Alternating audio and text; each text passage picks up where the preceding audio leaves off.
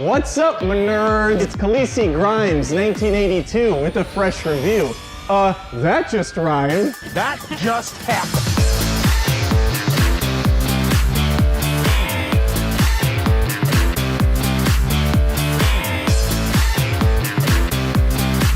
The LEGO cast is funny and they have a great personality, kind of like my grandpa.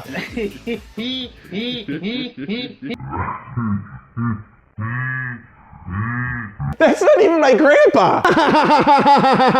Emmett, the lovable, clueless construction worker, is cheerfully voiced by Chris Pratt. Elizabeth Banks voices the love interest, / awesome fighting skills, / master builder wild style. Their mentor is none other than God himself, Morgan Freeman, as Vitruvius.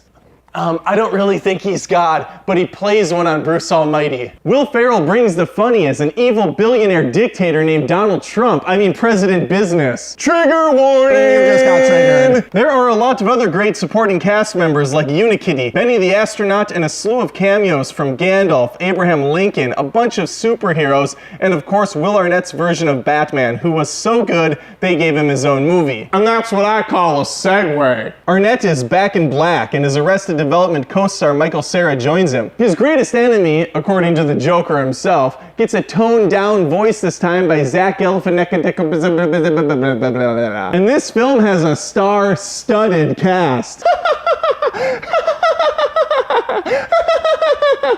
I'm so nerdy. Basically, the entire history of Batman's villains are present, from the popular Mr. Freeze all the way down to Condiments Man, not to mention the other LEGO-owned properties that show up. All right, Lego to round 2.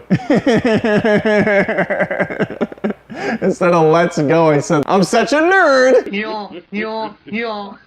Before I get into the story, I want to talk about something that's really great and I'm really passionate about, and that's a new food service called Eat Quick. It's delivered to your door once a month. And it's so nice because they make the ingredients for you fresh, based on fast food products. They get them to you, and you get to put them in the microwave and eat within like 10 seconds. Because who has time to go through the drive-thru anymore, right? I just got paid. The LEGO movie follows Emmett as he stumbles into a world outside of his comfort zone and learns he is the Special. It's basically the plot of The Matrix without the extreme use of leather. His adventures take him to different LEGO worlds and he eventually learns to harness his blank slate of a mind for good. There's a deeper message here when the final act reveals this is really about a father-son relationship in the real world, and it's the reason for the chaos in Emmett's. There's a lot of laughs and a lot of love to go around. And speaking of love, I would love if you could subscribe to my channel Feud Nation, where I have movie feuds and my rants and my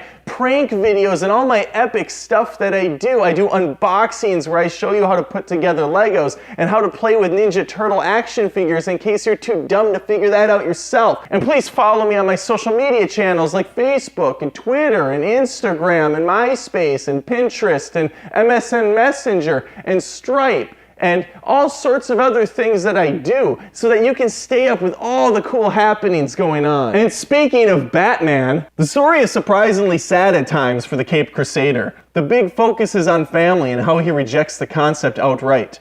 A subplot sees his nemesis Joker doing the exact opposite. There's nothing Joker wants more than to be closer to Batman and to be respected as his greatest adversary. Sorry, I threw out a lot of big boy words there for a second without stupid cutaways, so here's some cats doing cat things. Don't stop, make it pop, DJ blow my speakers up tonight. I'ma fight till we see the sun. The first half of the Batman film is a lot stronger than the second half. It feels long and continuously circles back to Bruce Wayne's family issues. It becomes a bit tiring as the flick jumps from played out slower scenes to very over-the-top explosive action. The LEGO movie has far better plot progression, with our hero learning to craft his skills and those closest to him accepting and seeing his true potential. Whew, this video's getting long. Feels like it's over 3 minutes, which is like double the usual amount.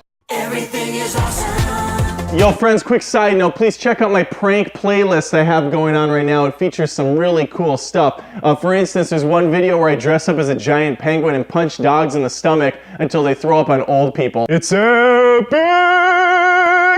I'm such a nerd. The animation on both these movies is lit, and every time I finish, I am DTL. Down to Lego. I enjoyed the master build sequences and all the unique settings our crew travel to. The humor stays very samey in a good way in Batman. My favorite's right away at the beginning when the logos start to fade up and Batman narrates over the top. He's like, "Oh, Superman sucks. I'm Batman. I'm awesome. DC is... I can't do it. I'm not Batman. I can't."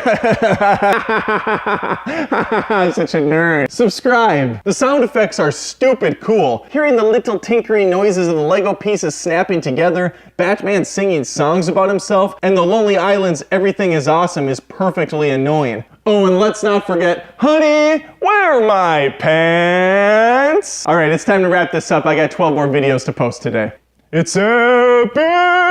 First off, I apologize for this entire review. Secondly, it's time for adults to talk. I really enjoyed the Lego Movie. Everything about it puts me in a good mood, and it was a refreshing new comedic style for animated movies in general. It's self-aware, it's satirical, and it gives its audience, both young and old, something to appreciate. Lego Batman does all those things well too, but lacks a good pace. The third half gets very long due to the message being hammered into the ground for the 5th or 6th time, and the sheer amount of character activity gets into sensory overload territory. It was also odd to me later in the film to include so many other Lego properties when you have such a solid DC lineup to work with. Some of these villains barely got 1 or 2 lines of dialogue, and instead we focused on the Eye of Sauron for some reason. Just a little odd. I don't know why they didn't save it for Lego Movie 2. So while I did enjoy Lego Batman, I'm not near as high on it as many other outlets appear to be. The Lego Movie is the easy winner for me, but I don't get the final say. Cast your vote, comment below, and remember, this is more than just reviews,